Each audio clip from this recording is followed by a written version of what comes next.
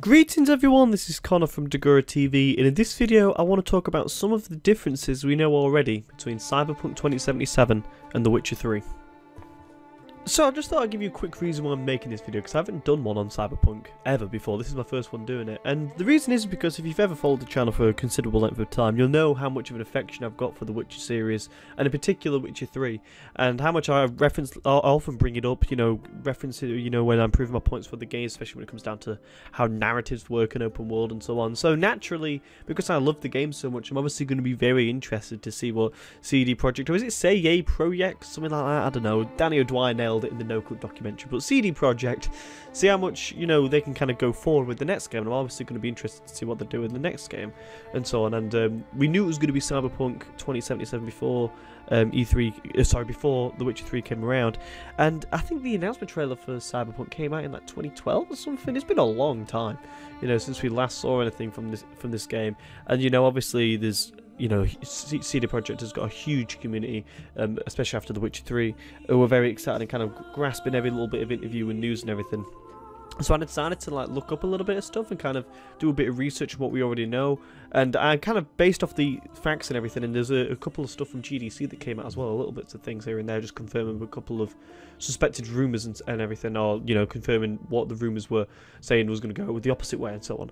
So I kind of want to talk a little bit about those, but like I said, we don't know much at the minute, but President Adam Kaczynski gave some details over the past week when he talked to a couple of journalists, and he kind of talked a little bit as well, kind of how this is going to be different to the previous CD Projekt Red games. And we know, obviously, for the fact that the biggest difference is going to be the obvious one, which is the setting, obviously a high fantasy setting in The Witcher 3, and, that whole world that they've built there that's constructed really, really beautifully by them, of what they've got inspired by the books. And this one is kind of similar with them, being the old Cyberpunk games, I think 2020 as well, from the past, which is what this game is based on. So they've obviously got something to base it off of, but they could really flesh it out with The Witcher 1 and 2, and they had time to do that. Whereas now with Cyberpunk 2077, and I know this one's obviously going to be very different because this one's actually a video game and not something on tabletop, but which I think that also kind of sets it much on the way even more, to be able to construct what they want their world visually to look like and what they want to do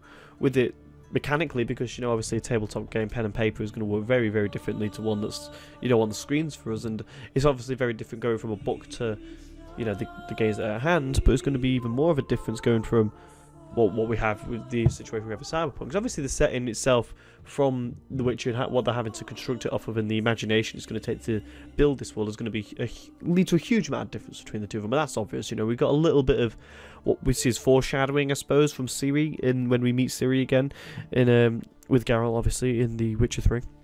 And we obviously get a little bit there, which people obviously go on around. But what we do know about it so far is that it's obviously going to be, it seems like it's going to be flying cars and guns and things like that, which is naturally going to be way different to using magic and two swords, for instance. But I kind of wanted to go a little bit more into the minutiae, I suppose, of what we know already, but because the main one for me, which I think could lead to a huge amount of difference in regards to how the game tells its story and how it refers to you as the character, is character creation is a thing with a bunch of classes as well. Whereas with, obviously with the Witcher games, we're playing as Geralt of Rivia, who is a set character with a huge amount of backstory to him, and we're following his story throughout the game. And every so often, in The Witcher 3, we got to play as Ciri, for instance. And we got to see different perspectives on major aspects of the story of when we're trying to track down that character, or when we're in the battles of Kaer Morhen and everything. We can kind of switch between the two of them and stuff like that. But overall, the grand majority of the game, we are Geralt. That's really who we're playing as. But, going away from that aspect of having characters who they want everyone to kind of focus on the story on, which worked so well in The Witcher 3, going from that to being able to have a load of different classes and be able to make the character that you want to make in a much more open-ended narrative experience, it seems to be, it's going to be so much different, like an immense amount of difference between the two of them, mainly because I don't know if anyone here has really played any, story-heavy first-person RPGs. I suppose the one we can refer to as Fallout. But the way that they, apart from Fallout 4, that did it really, really well in regards to, referring to you by, if you had so many character names, they could call you by your name and stuff like that. But on the grand scheme of things, they're not calling you your name. They're not referring to the past life that you've had, really, unless, you've done something throughout the game, like I know in the Elder Scrolls series, for instance, they'll call you the Dragonborn, or, they'll call you the Heroic of Action, Oblivion and everything, and so on and so forth. Whereas, you know, in this, they're going to do something like that throughout the game that they're going to refer to you as, but not calling you, you know, like the White Wolf, or, you know, Geralt that we get in the games and everything, referring to stuff that we've done in previous games and stuff like that. It's going to be way harder to do it as a set character, because we don't really have, like I say, the minutiae of that character's aspects to be able to refer to when they do details of different stories and things. Like, obviously, they could try and do it where, no matter what the character you make, it has the same backstory.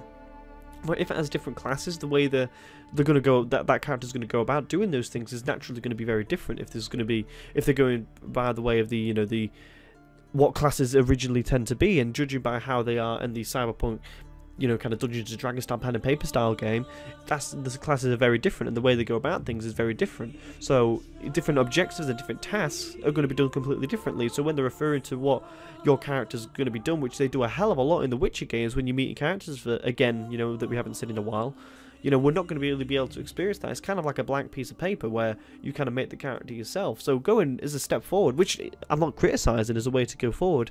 I'm just saying as a way for CD Projekt to make a game around that is completely different to the really story-heavy, Geralt story-heavy of that character. Completely different of the way that's gone before and everything. And if they're able to do it well or not, we won't know. I've got full faith in them, because, you know, we know the way that they can construct a story, but it's just going to be a completely different way and completely different style for them to do it. And in my opinion, I find it very interesting to see how they're going to do it. And yeah, Adam Kuczynski also denied the rumour of them scrapping the idea of classes, which was something going around in the community, I think, because they talked about how much they brought the game forward a couple of years ago, I believe, after The Witcher 3, and, you know, bringing they said on the high-end systems, and they kind of really stumped short and saying this game won't be available on Switch, pretty much, when he was talking about basically how this game is kind of built for the high-end PCs and consoles. And you know, while they're considering Nintendo Switch as a platform, maybe they could bring something like Gwent on there or something like that. This kind of game wouldn't really work on it. And to be honest with you, with it being what it sounds like, the way he's talking about it, being on this kind of immensely advanced technology in regards to how the industry is at the minute, it doesn't seem like it's going to run well on Switch at all, and probably won't be a great experience on there. But yeah, they confirmed that they've got classes in the game, which again is going to be very different than what we have in the Witcher games. The Witcher 3 goes a little bit more open-ended in the way that you can construct your character with the way they have the skill system. You know, we know the complete mess of the tree that they had in the Witcher 2, and the Witcher 3 they kind of scaled it down a bit, but the amount of choices that you could have and the difference they could do, whether you wanted to go for a sign ability or just kind of get passive bonuses to your attack skills and stuff like that, or you want to go the potion route, there's different ways you can kind of play that game, and it's a little bit more open-ended in regards to what I think was in The Witcher 2 and The Witcher 1, in my opinion personally, because every time I go and replay The Witcher 3, I can go for something completely different. And it does change the game a bit for me in the way that I kind of approach enemies and stuff like that. Whereas in The Witcher 2, I would try and do different stuff, but I ended up falling back into the way I just naturally play the game, and the way that the kind of developers want you to play the game, and setting traps around the place, and, you know, taking your posts obviously before you go into it and things like that. That's kind of the natural style you fall into. Whereas in The Witcher 3, you can probably do most of that game. If you don't want to take a potion, don't take a potion. I think there's a couple I can't remember if there's any story missions where you have to take them. Oh yeah, there was that one where we got obviously make where they give you the tutorial in White Orchard. We got to make, is it Buckthorn you got to make or something like that? We got to draw in the griffin. But other than that, you know, you don't really have to take a potion. So you can kind of go the full potion route, which is something that I like to do, or something a little bit more open-ended. So the kind of, you could say, is a step forward into that kind of idea of things. But overall, it's not necessarily it's not necessarily the same thing that really they tend to do in regards to how they work the way of your character being able to operate in different systems. So the fact that they've kind of scrapped that and gone for this kind of the idea of it being, you know, you got the set thing like we have in The Witcher 3 and said, no, we definitely are having classes and sticking true to the Cyberpunk brand, is really interested to see what these classes are going to be. Obviously, we'll find that out when they go into more detail in the game. We don't know that yet. It's just speculation at this point. But they're going to have classes, and we're going to see how different they are. And if it does really change the game to regards to, is there some quest that you can't do if you're a certain class? Are they going to really hold true to it and say, like, if you're this class or this type of character, you start in this area, you're doing this thing? Is it going to be that open-ended? It's all speculation at this point. But we are going to get more information before E3, he says just before E3 we're going to hear some more details and hopefully get to really see what the game's going to be a lot more about. Hopefully, do you think there's a chance for a release date? I mean, like, the game's been in development for such a long time, and when I was doing a little bit of research for this video, I had a look at the CD Projekt Capital Group report, and they say that they're planning on releasing Cyberpunk 2077 and another AAA RPG by 2021. And who knows what that could be. I mean, obviously the community will want The Witcher 4, obviously that's what everyone will want to, like, in regards to the CD Projekt Red community, will want to see, or the grand majority of us at least. But I don't think that's going to be the case in regards to how they've talked about, you know, they kind of want to step away from the Witcher franchise, and maybe they'll come back to it at some point, but it won't be Geralt. It will be something completely different in that world. It could be something along the lines of that, but they said they want to kind of go for a different departure. And it could be another Cyberpunk. We don't know. We don't know. Let's just speculation this, but let's get Cyberpunk out the way first. We don't have a release date. I don't see them getting another one out by 2021. I think it's a real big stretch goal of theirs to be able to try and achieve. But that came out, by the way, that was based on mainly on the financials of 2017 on that Capital Group report. I'll leave the link for that in the description below if you want to read all of it. Not the best thing to read all of. You'll probably get bored halfway through, but just go for the hot points, you know, like searching for dates and things like that when he talks about games. It's kind of interesting of what they really want to achieve in the future. So definitely have a look at that if you want to. And yeah, let me know about the differences that you think. How much of an impact is classes and the setting and character creation going to really have on the way that they make the game in regards to how The Witcher 3 operated. I think it's going to be really interesting to see how that game turns out. I can't wait to see more of it, because obviously it's such a mystery at this point of what the game is going to look like and be. We've had that trailer for years now. We just know they've been working on it, and they just keep on saying that they're going to be doing something. People are definitely excited for it. Like, there was that tweet that they put out I think a couple of months ago now, where I think it just said beep and then everyone went insane. So, you know, people are definitely looking forward to see what CD Projekt are going to work on next. So we'll have to wait and see what it is. Like I said, just before E3, so let's see what is going to be said then. Hopefully I'll come back to you guys then and talk a little bit more detail about what is going to be the case in regards to how Cyberpunk is going to be doing stuff way more differently than The Witcher 3. So thanks all for watching, and I'll see you guys later. Goodbye.